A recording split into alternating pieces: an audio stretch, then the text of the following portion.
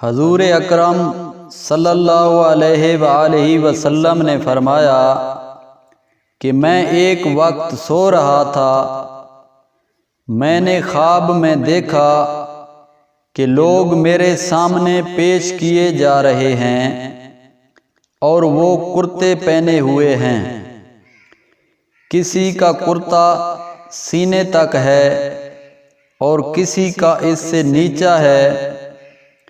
پھر میرے سامنے عمر بن خطاب لائے گئے، ان کے بدن پر جو کرتا تھا اسے وہ گھسیٹ رہے تھے، یعنی ان کا کرتا زمین تک نیچا تھا۔ صحابہ کرام رضی اللہ تعالیٰ عنہ نے پوچھا کہ یا رسول اللہ، اس کی کیا تعبیر ہے؟ آپ صلی اللہ علیہ وسلم نے فرمایا کہ اس سے دین مراد ہے۔